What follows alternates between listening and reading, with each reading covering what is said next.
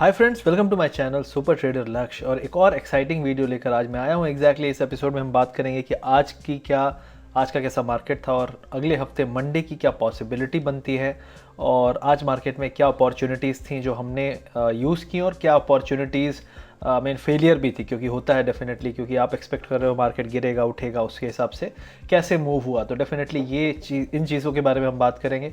और एक और चीज़ बात करेंगे, ग्लोबली क्या इवेंट्स चल रहे हैं जिसके कारण अगले 2-3 दिन में मार्केट में क्या चेंजेस आ सकते हैं, तो उस पर भी नज़र रखनी पड़ेगी। तो आइए चलते हैं, बात करते हैं। सबसे पहले हमारे मार्केट में आज क्या हुआ। तो एग्जैक्टली हमारा मार्केट खुला था ऊपर, गैप अप, उसके बाद डिप आया।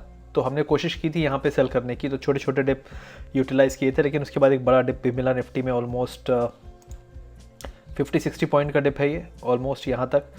तो 380-400 के आसपास हमने सेल के लिए बोला था, और उसके बाद 420 का स्टॉप लॉस लगा के अगर आप सेल करते तो डेफिनेटली यहाँ पे 50-80 पॉइंट्स का डिप आया था, और ये एक अच्छी अपॉर्चुनिटी थी मॉर्निंग में।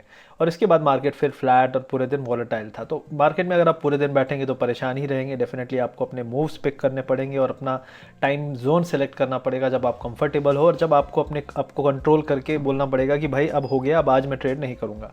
तो डेफिनेटली ये बहुत इंपॉर्टेंट पॉइंट है किसी भी दिन। तो आज जो यहाँ पे मार्केट में आप दिखेगा कि आज काफ़ी स्ट्रॉन्ग मार्केट था, एंड में टुवर्ड्स द एंड काफ़ी अच्छी अपसाइड में बंद हुआ है। और डेफिनेटली इसका सबसे बड़ा आज कंट्रीब्यूटर था इन्फोसिस, टीसीएस और आपका था एचडीएफसी बैंक। तो इन तीनों ने काफ़ी बड़ा कंट्रीब्यूशन दिया है आज निफ्टी को ऊपर खींचने में। और अगर आप देखेंगे कंट्रीब्यूशन चार्ट, तो आज आईटी में एक एक्स्ट्रा ऑर्डिनरी स्ट्रेंथ थी सुबह से ही।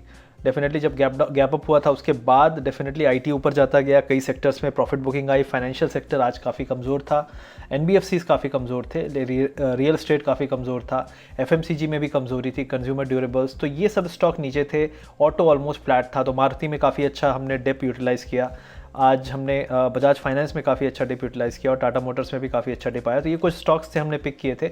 इन्फोसिस हमारा जो स्टॉक था उसमें 3-4 रुपये का हमने स्टॉप लॉस लेके एक ट्राई किया था, लेकिन इन्फोसिस मैड स्टॉक है। आज तो बिल्कुल उसने पूरे ट्रेंड को रिवर्स करने में काफ़ी मदद की मार्केट की। तो ये था आज का समरी हमारे लिए। और डेफिनेटली जो लोग हमारे साथ काम करते हैं, ट्रेड करते हैं, जो लोग हमारे चैनल के व्यूज़ देखते हैं, डेफिनेटली उनको भी काफ़ी हेल्प मिली होगी कल के वीडियो के बाद।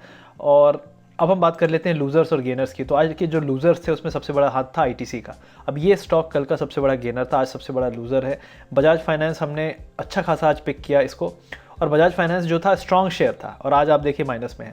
तो अभी मार्केट क्या करना चाह रहा है ये किसी को नहीं पता। जो लोग बोल रहे हैं 11,000 11,500, उनको ये बोल रहा हूँ ये 9,500 भी जाना नहीं चाह रहा है, ये यहीं पे रुकना चाह रहा है, साइडवेज होना चाह रहा है। तो ये एक बहुत बड़ा चैलेंज होगा कि इसको अगर गिरना है तो उसके लिए क्या सबसे बड़ा इंग्रेडिएंट होगा। क्यों गिरेगा ये तभी गिरेगा जब यूएस मार्केट गिरेगा।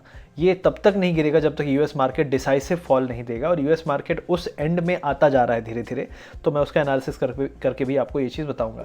तो करंटली जो आप देखेंगे स्टॉक्स में, तो बजाज फाइनेंस, कोटक, टाटा मोटर्स, सन फार्मा की हमने बात की थी कि वीक हो रहा है धीरे धीरे। तो डेफिनेटली ये स्टॉक्स जो है, आईटीसी का हम नहीं कहेंगे क्योंकि आईटीसी अभी भी ब्लफ कर सकता है ऊपर की तरफ, लेकिन बजाज फाइनेंस, कोटक महिंद्रा, टाटा मोटर्स, सन फार्मा, बजाज फिनसर्व, ये 4-5 स्टॉक जो हैं ये अभी सेल जोन में आ गए हैं। और डेफिनेटली कोई भी बाउंस इसमें होगा तो सेलिंग अपॉर्चुनिटी होगा, तो इसको आप सेल साइड के लिए देख सकते हैं।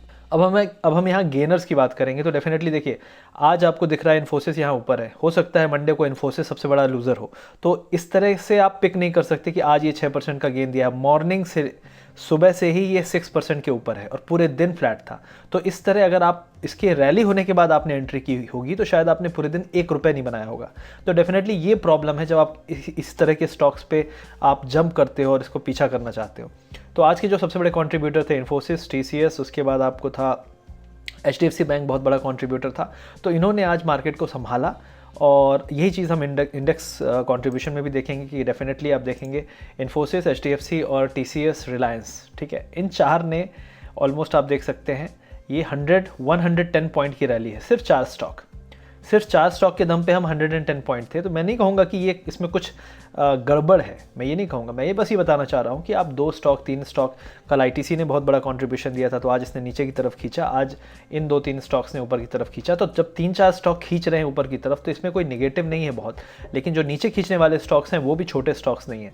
कोटक महिंद्रा बैंक, ITC बड़े स्टॉक हैं, इन्होंने काफ़ी सपोर्ट किया था मार्केट को। ICICI बैंक भी डाउन था, HDFC भी डाउन था, HUL भी डाउन था। तो ओवरऑल हम कहेंगे मिक्स, लेकिन IT ने काफ़ी संभाला मार्केट को, हम ये कह सकते हैं क्लियरली। और HDFC बैंक ने संभाला। नॉर्मली आप देखेंगे HDFC बैंक और HDFC एक ही डायरेक्शन में होते हैं।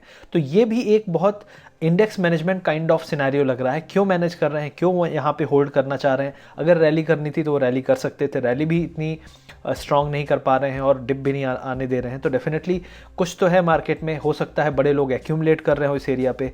इंडेक्स मैनेजमेंट करके आपको निफ्टी यहाँ पे दिख रहा है, लेकिन नीचे नीचे आपको सेलिंग दिख रही है उन स्टॉक्स पे जिनमें ऑलरेडी काफ़ी प्रॉफिट बना चुके हैं बड़े लोग। तो ये इंडेक्स मैनेजमेंट का एक बहुत स्पेसिफिक प्रॉपर्टी होती है जो कि हम अभी करंटली देख रहे हैं। तो आपको इस पर थोड़ा सा ध्यान देना पड़ेगा, क्योंकि कभी भी इसको डंप किया जा सकता है इंडेक्स को उन स्टॉक्स को सेल करके जो संभालने में काम कर रहे थे। तो डेफिनेटली ये इंपॉर्टेंट पॉइंट यहाँ पे नोट करने वाला है। इससे पहले हम आगे बढ़ें, सबसे पहले अगर आप इस चैनल पे नए हैं तो प्लीज़ इस चैनल को सपोर्ट करने के लिए आपका सब्सक्राइब करना बहुत ही ज़रूरी है। प्लीज़ सब्सक्राइब करिए और सपोर्ट करिए इस चैनल को हर पॉसिबल तरीके से। लाइक करिए, शेयर करिए।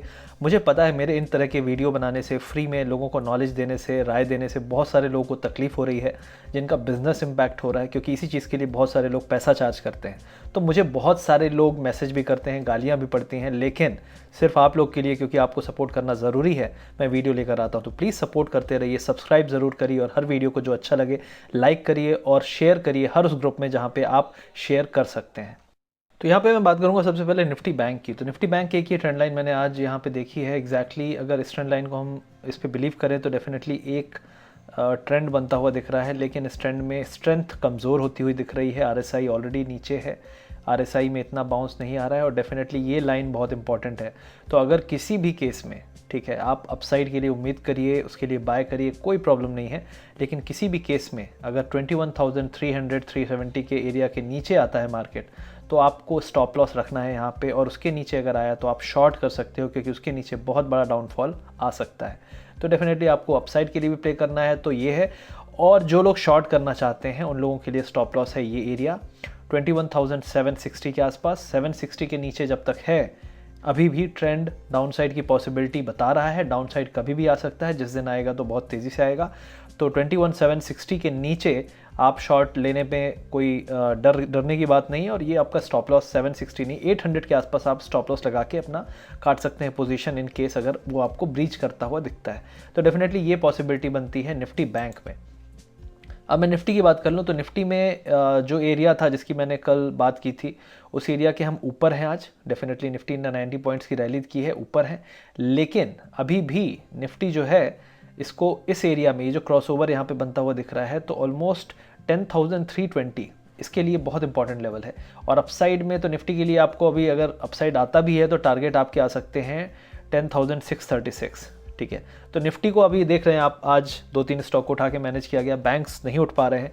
और विदाउट बैंक के बिना निफ्टी ऊपर नहीं जाएगा। आप लिख के रखिए, अगर ऊपर जाना है, मार्केट को ब्रेकआउट करना है, तो बैंक्स को स्ट्रेंथ आनी चाहिए, और बैंक्स को स्ट्रेंथ अभी फ़िलहाल नहीं आ रही है। और अभी एक और आर्टिकल है जो मैं आपको दिखाना चाहता हूँ एग्जैक्टली, वो भी आपके लिए बहुत इंपॉर्टेंट होगा देखने के लिए, कि जो इंडियन इकोनॉमी है वो बहुत डीप ट्रबल में है। S&P ने कहा है, ये सबसे रिलायबल रेटिंग एजेंसी है। वैसे तो कोई रेटिंग एजेंसी रिलायबल नहीं होती डेफिनेटली, लेकिन IMF ने भी इसी तरह की बात की थी, S&P ने भी यही बात करी है। और इसमें सबसे बड़ा जो इफेक्ट होगा, बैड इफेक्ट, वो होगा फाइनेंशियल सेक्टर में, ठीक है। और फाइनेंशियल सेक्टर ही इस इकोनॉमी को ड्रैग कर रहा है, और फाइनेंशियल सेक्टर में ही सबसे ज़्यादा पेन है। अब फाइनेंशियल सेक्टर में जब इतनी प्रॉब्लम है, तो उसके बाद मुझे तो नहीं लगता कि बैंक निफ्टी बहुत अच्छा परफॉर्म करने वाला है। तो इस चीज़ पे आपको ध्यान रखना है, ये मेरी बात नहीं है, S&P की है। अगर आपको जाना है तो आप उनकी साइट पे जाके उनको गालियाँ दे सकते हैं इफ़ आप उससे एग्री नहीं करते। अब यहाँ निफ्टी IT की बात करते हैं। तो निफ्टी IT जो है एग्जैक्टली अगर आप देखेंगे तो निफ्टी IT ने एक ब्रेकआउट टाइप का साइन तो दिया है, लेकिन अभी भी इस हाई लेवल पे है। तो अगर निफ्टी IT यहाँ से गिरता नहीं है, ठीक है, और निफ्टी IT का जो स्टॉप लॉस है, इस इंडेक्स को आप वॉच करके रखिएगा, क्योंकि पूरे सेक्टर में बाउंस आया है, तो सेक्टर स्पेसिफिक आपको स्टॉप लॉस लेके चलना बेटर रहेगा। तो IT सेक्टर में जो आपका स्टॉप लॉस होना चाहिए वो होना चाहिए करीब करीब 14,890 के आसपास। 14,890 लेवल है इस इंडेक्स का, आप इसको वॉच करके रख सकते हैं। अगर इसके ऊपर सस्टेन करता है तो वो एक डिप होगा जो बाय होगा, लेकिन डेफिनेटली आपको इसके ऊपर और अपसाइड दिख सकता है। लेकिन एक बार अगर ये ब्रेक हो जाता है तो फिर हम करीब करीब 14,750 के आसपास गिर सकते हैं। तो डेफिनेटली अगर आपको ट्रेड लेना है IT स्टॉक्स में, तो मेरे हिसाब से यहाँ से 0.8% या 1% का डिप अगर आता है तो वो बाय हो जाएगा, लेकिन अगर उससे बड़ा डिप आता है तो डेफिनेटली 3 से 4% का भी डिप आ सकता है। तो ये चीज़ आपको आईटी इंडेक्स में ध्यान रखना है। तो यहाँ पे सबसे पहले हम देख लेते हैं ग्लोबल मार्केट्स कैसा काम कर रहे हैं। तो ग्लोबल मार्केट्स में अगर डो जोन्स आप देखेंगे तो पूरे दिन आज वोलेटाइल रहा, ऊपर नीचे इसका पूरा मूवमेंट था। अभी ये बड़ा फॉल जब आया है उसके बाद से हम इसी रेंज में है, इस पूरे फॉल की रेंज में है, और इस फॉल की रेंज में हम लोअर साइड में है, और जो भी अपसाइड है वो धीरे धीरे नीचे आता जा रहा है, मतलब कमज़ोरी ज़्यादा है। अगर आप यहाँ पे चार्ट्स देखेंगे तो चार्ट्स में मैंने एक एनालिसिस किया है कि ट्रेंड लाइन काफ़ी दिन से फॉलो कर रहा है और इसके हम बहुत पास हैं। कभी भी मार्केट इसके पास आने पे ज़्यादा टाइम स्पेंड नहीं करता था, तुरंत एक बाउंस आता था। आप यहाँ पे भी देख सकते हैं बहुत तेज़ एक बाउंस आया है, यहाँ पे भी एक बहुत बड़ा बाउंस आया है। पहली बार हम उसके पास आ रहे हैं धीरे धीरे, और ये एक बहुत बड़ा साइन है कि हो सकता है ये ब्रेक करने आ रहा हो। अब यहाँ पे इंपॉर्टेंट पॉइंट ये है कि ये जो ब्लू लाइन है ऊपर वाली, इस लाइन के ऊपर नहीं जाना चाहिए इसको बियरिश रहने के लिए, और अगर इसके लाइन ऊपर जाती भी है तो डेफिनेटली रेड लाइन एक फाइनल लक्ष्मण रेखा होगी बियर्स के लिए, क्योंकि अगर ये रेड लाइन क्रॉस हो गई तो डेफिनेटली यहाँ से बड़ा ब्रेकआउट ऊपर की तरफ आएगा। लेकिन अगर हम इस ब्लू लाइन और इस रेड लाइन के पहले ही लौट जाते हैं, और किसी भी केस में 25,200 का लेवल नहीं टूटना चाहिए। अब पहले ये लेवल था 25,000 के पास, अब 25,200 के लेवल के नीचे भी हम गए तो डेफिनेटली ये ट्रेंड लाइन ब्रेक होने के बहुत ज़्यादा चांस बढ़ जाएंगे, और यहाँ से स्टीप फॉल आ सकता है 24,400 का, और उसके बाद जो अगला सपोर्ट है वो काफ़ी नीचे है 22,700 का। तो यहाँ पे फिर आप एक बड़ा फॉल देख सकते हैं, और पूरी चीज़ें उसी हिसाब से सेट हो रही हैं। मार्केट एक दिन में नहीं गिरेगा, मार्केट एक दिन में नहीं उठेगा, ये 2 से 3 दिन लेता है प्रिपेयर करने के लिए, और उसके बाद इसको डंप किया जाता है, क्योंकि उससे पहले बड़े लोग अपनी पोजीशन एक्यूमुलेट करते हैं, और वही चीज़ अभी मुझे होती हुई दिख रही है। एक और पॉइंट है जो वॉलेटिलिटी बढ़ा सकता है, और वीकेंड में देखना होगा कि यहाँ पे क्या चल रहा है। तो चाइना ने ऑलरेडी वाई नाला जो है एक एरिया है, तो वहाँ पे ये लोग एक्यूमुलेट कर रहे हैं और नए बंकर बना रहे हैं। तो डेफिनेटली ये एक नेगेटिव साइन है, क्योंकि अभी जो खबरें आई थी कि स्ट्रैटेजिकली हम लोग बात कर रहे हैं और सब कुछ एग्रीमेंट हो गया है, सब कुछ ठीक है, लेकिन फिर ये क्यों?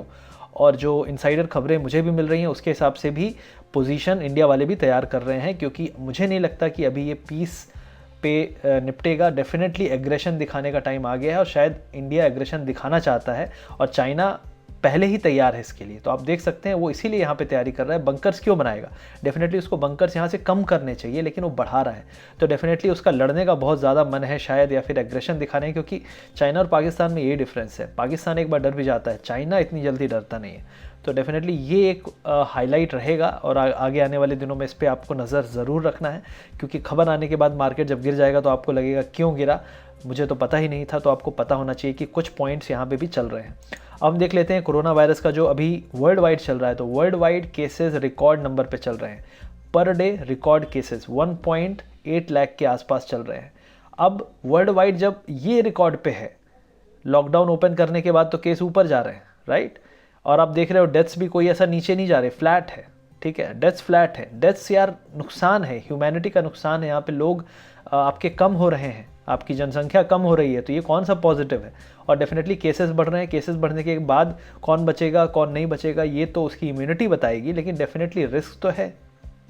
तो इसको मार्केट इग्नोर आज कर रहा है, लेकिन कब तक करेगा ये आपको देखना ज़रूर है। और अगर आप यूएस के नंबर्स देखेंगे तो आप डर जाएंगे। तो यूएस के जो नंबर्स थे डेफिनेटली यहाँ से आप देखिए अब ऊपर की तरफ जा रहे हैं, और 40,000 केसेस पर डे, एक दिन का सबसे हाईएस्ट केस रिकॉर्ड किया गया है पिछले 24 घंटों में, और ये लगातार बढ़ता जा रहा है। तो अगर आप कहते हैं मार्केट जब इसको देख के रैली हुआ था तो इसको देख के गिर नहीं सकता क्या? आप सोचिए, ठीक है। जो लोग 11,000 की बातें कर रहे हैं, सीना ठोक के बोल रहे हैं कि कोई भी आए सामने मेरे से चैलेंज करे, उनको ये दिखाइए, ठीक है, ये ट्रेंड दिखाइए। ये ट्रेंड है जो मार्केट का ट्रेंड तोड़ेगा।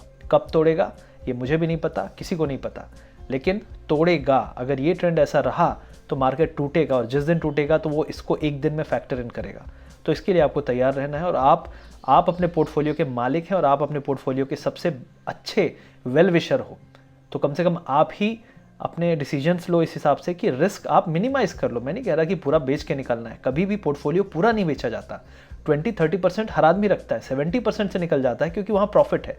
लेकिन फिर भी लाइटन करो जहाँ पे प्रॉफिट है, और जहाँ पे नहीं है, जहाँ पे आपको लगता है अच्छे स्टॉक और सस्ते मिल रहे हैं, एक्यूमुलेट करो। यही तरीका है, ठीक है। जो लोग बोलते हैं सर क्रैश होने वाला है, आपने वीडियो बनाया मैंने पोर्टफोलियो बेच दिया, वो सबसे बड़ी मूर्खता है। ऐसा नहीं किया जाता कभी भी। 20-30% तो हमेशा रखा जाता है, वो तो हमारा कोर पोर्टफोलियो होता है। लेकिन हाँ, रिस्की जो स्टॉक है, जैसे इंडसइंड बैंक जैसा स्टॉक है जो 200-250 पे आपको मिला होगा, 550 में क्यों नहीं बेचोगे?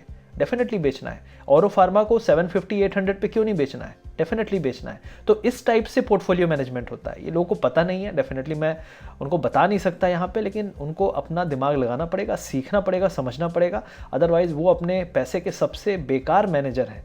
लेकिन आपको बनना है अपने पैसे का सबसे अच्छा मैनेजर, और वो नॉलेज के साथ ही आप बन सकते हो। आई होप ये वीडियो आपको अच्छा लगा। इसमें मैंने काफ़ी चीज़ें बताई, मार्केट में क्या हो सकता है, पॉसिबिलिटीज़ क्या हैं, और ग्लोबल मार्केट किस तरीके से बिहेव कर रहा है। इसको देखते रहिए, डेफिनेटली ये चीज़ें बदल सकती हैं ओवरनाइट। आज फ्राइडे है, और फ्राइडे को डेफिनेटली वॉलेटिलिटी ज़्यादा हो सकती है। आई होप ये वीडियो आपको अच्छा लगा। देखते रहिए मेरे चैनल के सभी videos. Thank you very much.